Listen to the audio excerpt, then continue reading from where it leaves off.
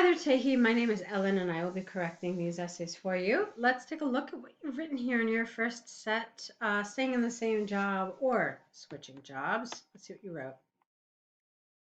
Practice makes perfect. Some people claim that staying in the same occupation for our entire life is the best way to excel in it and also to ensure our safety, while others assert that changing professions enables us to discover our ideal career path. In this essay, I will support my viewpoint that we should not be afraid of change. Hence, changing to a new job might be advantageous. All right, this is nice. I really like this. A couple of little things that I would change. First of all, I didn't agree with this. Practice makes perfect as an expression. Probably should have just gone as its own sentence. Or what you could have done, which would have been even nicer, is have a semicolon here. So we use semicolons when two ideas are kind of joined, but you don't want to separate them so much as having a full stop, having a period. So the semicolon is a nice kind of compromise between a comma, which is not enough, and a period, which might be too much. Okay, so that would have been nice here. Let's see. I didn't understand what you meant by safety, but I have a feeling you're going to tell me later on.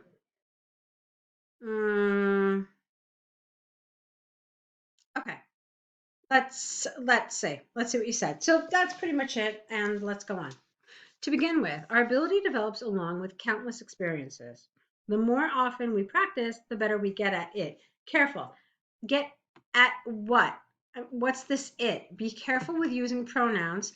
It's great to use them, but it has to be clear when you use them. What are you referring to here? Okay?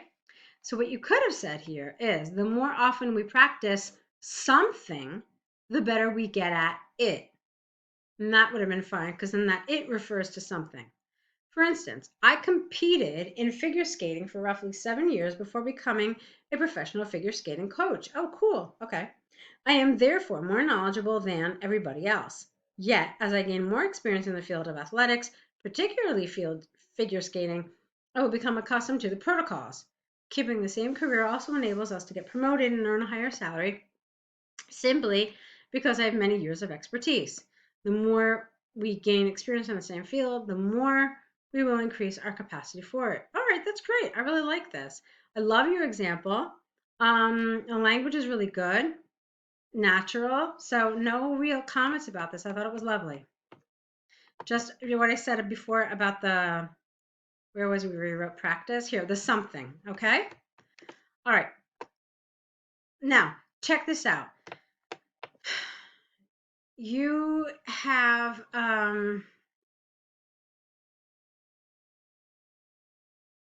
right, you know what? Let me read this. Let me tell you what I'm thinking about, just so you can understand my pause and my hesitance here. You have to begin with, and then you have secondly.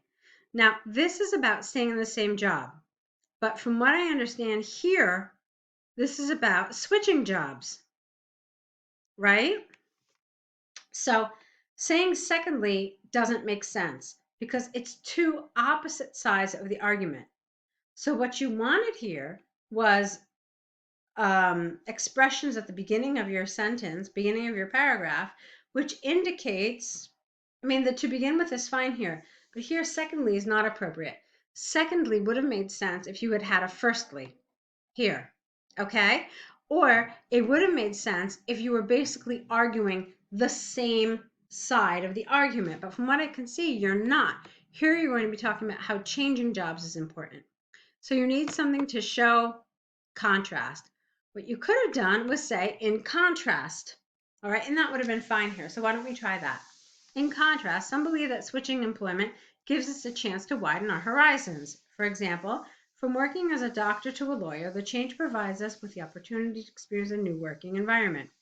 This is beneficial as it improves one's abilities to adapt. Nevertheless, if we only stay in our comfort zone, we will never know what we are actually good at. I don't agree with the use of the word nevertheless here. Nevertheless is not what you wanted. You wanted something, this is beneficial as it improves one's ability to adapt. You want something like in contrast, but I just suggested you to put in contrast here. That's why I'm struggling, but nevertheless doesn't really fit here. Let me think about it. Maybe something will come to me. Okay. Suppose that you have been a surgeon for 2 years, but you still find it difficult to see blood, which causes you to feel dizzy and nauseous while participating in surgeries. This suggests you are probably not a good fit for a career that requires you to switch to a job where you will at least likely see that phenomenon. What? Where you will least likely see that phenomenon. Okay. As a result, continuing to practice medicine would not be the greatest option. Instead, you might need to go to a completely different career path. Okay, let's see. So here you talked about the ability to adapt.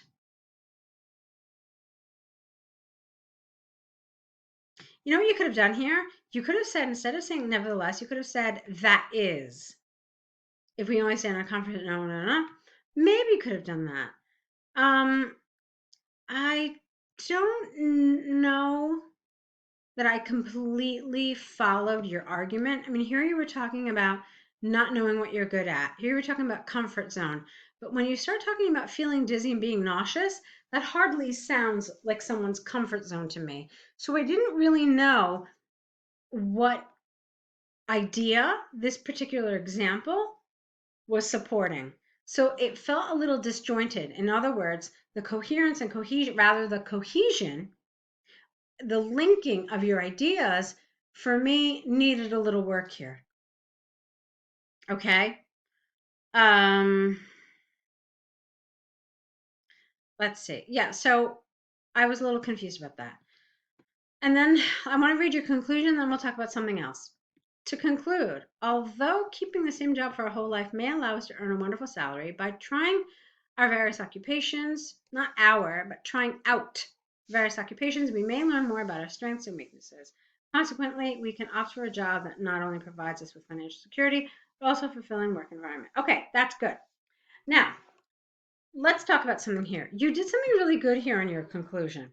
You said, although keeping our job, etc., etc. So you talked about the positive of staying in one job. And then you said what you really think, which is we may learn more about our strengths and weaknesses by switching. This is what I wanted you to do in your introduction. This exact kind of thing. And this is what I said to you. I'm like, let me finish this and then I'll tell you something else.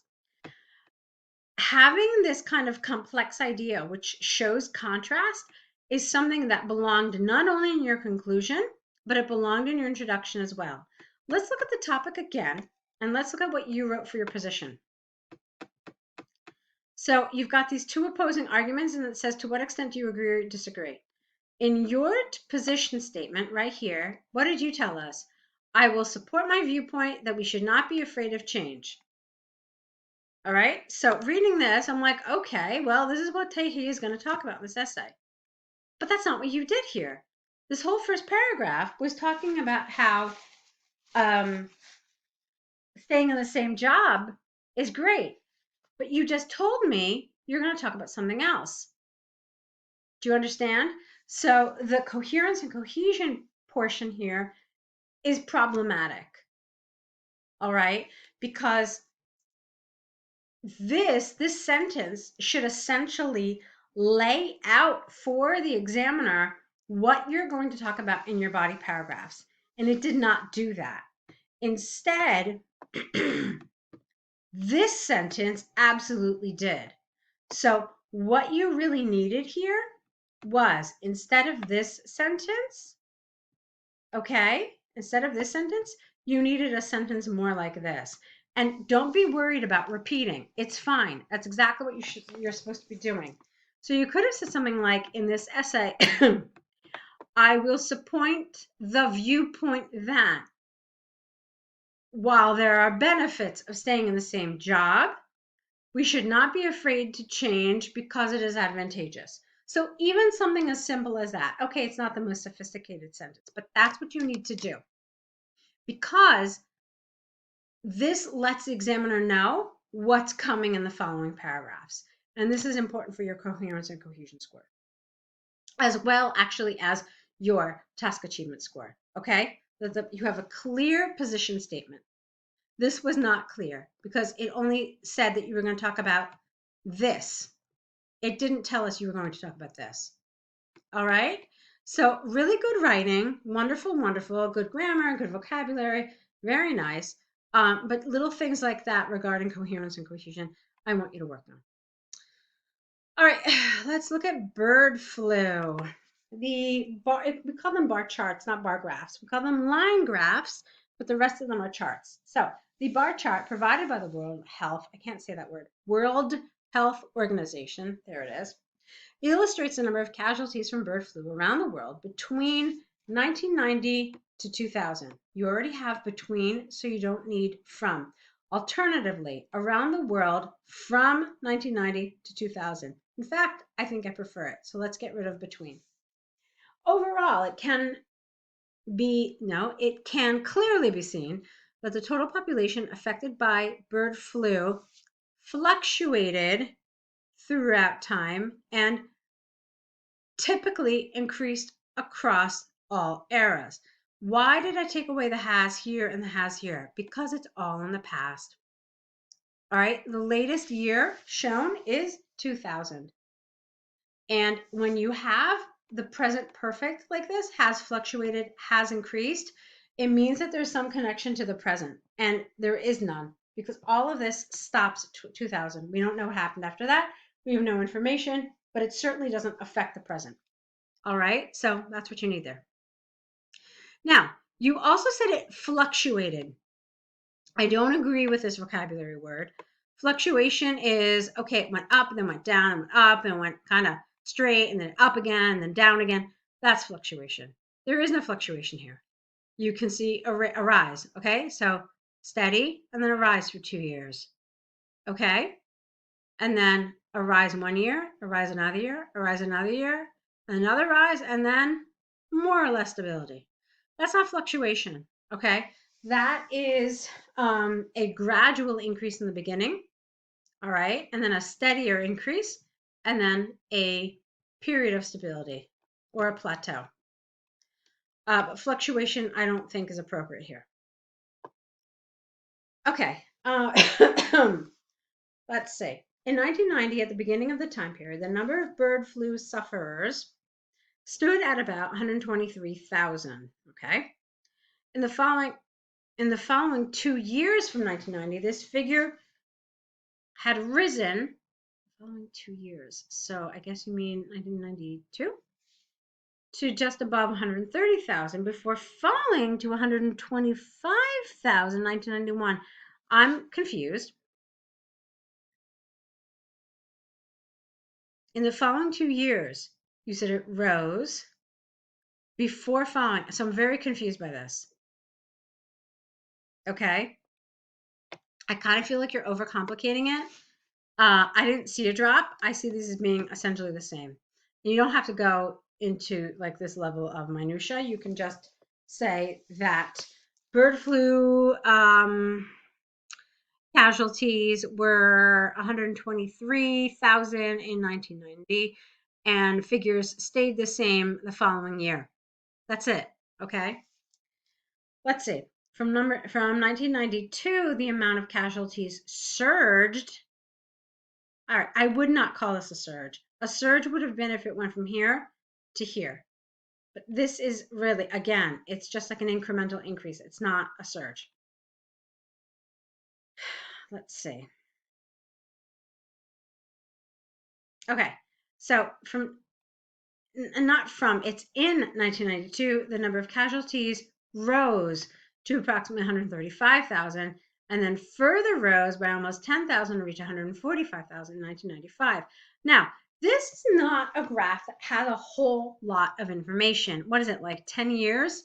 So I don't really see the value in skipping over like from 1992 to 1995. Especially since what's happening here in these years is really interesting. So Again, I would have talked about how this was the number in 1990 and it stayed the same in 91. You could have said like a rise of 10% occurred uh, in 1992, which remained stable the following year as well. From 1994 to 1997, a rise an increase in bird flu cases was seen. Okay, so you could do something like that. But again, I wouldn't jump from 1992 to 1995. I think you're missing too much of the information here, and there's really not a lot, so you should probably include it all. Okay, parallel to this. No, that doesn't make sense parallel to this because nothing is parallel here. It's chronological, so there should be no parallel. So get rid of that, this expression, and then just say in 1996, the number of bird flu victims globally reached its highest. That's not true, the highest so far, but we know for a fact that in 1997 it was higher. So I didn't understand this. Let's try it again. So in 1996, the number of bird flu victims gradually reached 150,000 cases. The casualties further increased to more than 170,000. All right, get rid of considerably.